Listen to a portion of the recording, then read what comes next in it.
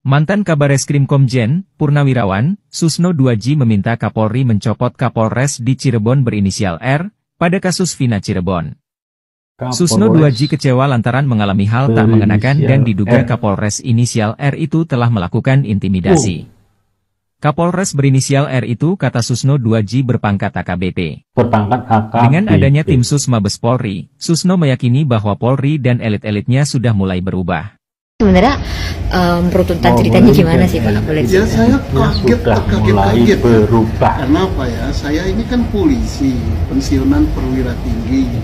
Di ruangan ini aja sering kita kumpul jenderal-jenderal kok. Dan saya kalau ke daerah selalu ditawari oleh polisi-polisi daerah, Pak perlu dikawal. Nggak usah, saya bilang. Pak perlu mobil nggak? Enggak. Saya tuh kalau ke daerah itu nggak pernah mau pinjam mobil, nggak pernah pinjam sopir, nggak pernah minta diajak makan, nggak pernah minta disediain hotel. Semua saya penuhi sendiri, walaupun pensiun ya. Sama, saya kemarin kan ke mana? Cirebon. Saya jadi ahli. Saya itu kan hadir di situ dengan rasa bangga gitu, mewakili Polri. Jarang-jarang Polri jadi ahli. Apalagi untuk PK terkait dengan masalah kemanusiaan. Saya mewakili Polri dengan sangat bangganya membawa nama Polri. Dan saya tidak minta bantuan apa-apa, sehingga tiket bayar sendiri, saya nggak minta apa. Tapi saya kena giliran untuk jadi diminta keterangan jadi ahli sekitar jam 1. Nah pas istirahat itu saya nanya, saya kan memang saya Kapolda Jawa Barat dulu. Tapi lebih banyak di Bandung, saya nggak hafal gitu kota Cirebon ya. Saya bawa supir dari Jakarta. Saya nanya, di mana sih tempat empal gentong yang enak? Karena terkenal empal gentong kan. Supir nggak tahu Pak. Ada polisi situ. Di empal gentong di mana? Oh di sana Pak, sana Pak. Lah, jangankan saya yang polisi pensiun ini nanya, kalau ada orang lain sama nanya pun harus dilayani kan. Yuk antar deh, aku nggak tahu tempatnya. Diantar ceritanya. Masa ditunjukkan tempatnya, saya nggak ngajak dia makan. Udah, ini tempatnya, kamu pulang aja deh kan. Oh, ternyata polisi yang nganter diajak makan. Nggak tahu ya, ternyata si polisi yang ngantar saya ini diperiksa sama Propam. Dia kan kaget, cuma ngantar diperiksa ya, karena diajak makan diperiksa Propam. Saya ketawa saja ya, kok masih ada juga yang paranoid. Paranoid. Saya kan di situ mestinya dia harus bangga. Saya mewakili Polri, membawa nama Polri, segala sesuatu terkait dengan pengetahuan penyidikan saya sampaikan. Saya tidak memihak pada siapapun juga, dan ini untuk mengangkat citra Polri. Loh kok ada apa? Dan yang bersangkutan saya semacam tegur lah, pakai WA ya. Nggak boleh gitu, tapi nggak dijawab. Nggak dijawab. Saya telepon nggak dijawab juga. Telepon nggak dijawab. Dari Kapolres Konoha ya. Kapolres Konoha. Oke.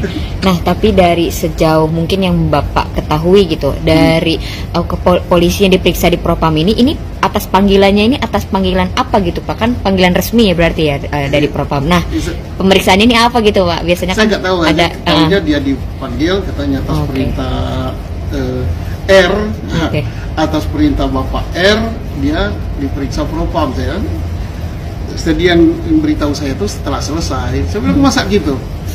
Saya ini bukan teroris kok. Rakyat biasa aja kamu antar bertanya harus Yang saya kecewa itu kok generasi muda ya, junior saya jauh gitu ya. Nah, generasi muda yang akan nantinya memimpin Polri. Mereka inilah yang elit-elit yang akan memimpin Polri, tapi kok masih paranoid, apa namanya? Berubah gitu. PK itu adalah upaya hukum yang bagus untuk menentukan ada kekeliruan apa tidak, gitu kan, dan untuk mengangkat nama Polri juga, dan untuk menyelamatkan nasib manusia. 8. Kalau dia benar bagus, ya, pikirannya maju, gitu, bahwa keselamatan manusia itu nomor satu. Dan ingat ya, pembukaan UUD 45, negara itu melindungi segenap warganya, termasuk perlindungan hukum. Dan Pancasila, kemanusiaan yang adil dan beradab, keadilan sosial, nggak boleh menghukum orang yang nggak bersalah. Makanya dicari. Tuh, dengerin. Mana yang nggak benar, boleh menghukum mana orang yang tidak bersalah. Jangan PK ini dianggap musuh gitu, jangan. Nah, alangkah terhormatnya, bagusnya kalau dia kan di situ yang terjadi, di wilayah Polres Konoha ini yang terjadi kan. Sebagai Kapolres Konoha, ya dia cari berkas-berkas. Oh, ini yang betul. Dikasihkan umpan untuk PK itu. PK itu nggak ada yang berantem, nggak ada pihak sini kalah menang, tapi mencari kebenaran. Alangkah bagusnya kalau berasal dari penyidik, dari Polri, dari Konoha ini ya. Ini ternyata ada kekeliruan dulu, ini yang benar. Maka artinya akan memuluskan jalannya PK dikabulkan. Jangan ada kebenaran tapi ditutupi. Nah, berkali-kali saya katakan jangan cari pembenaran, ini rusak ini. Kalau ada orang mencari pembenaran, apalagi aparat hukum, maka yang korbannya siapa? Rakyat. Rakyat ya. Mudah-mudahan tidak ada yang mencari pembenaran. Yang kita cari itu adalah kebenaran untuk mendapatkan keadilan.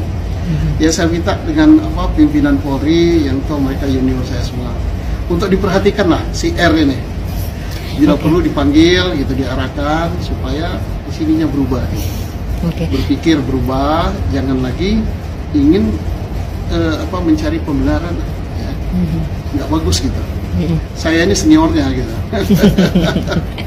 Iya, dari video yang beredar juga Bapak sampai mungkin minta dicopot lah gitu jabatannya. Nah, maksudnya urgensinya gitu Pak, apakah sebegitu perlunya sampai untuk mencopot jabatannya dari pemeriksaan itu sendiri atau gimana Pak dari analisa Bapak? Karena untuk pemimpin Polri itu yang pertama itu integritas, itu nomor satu.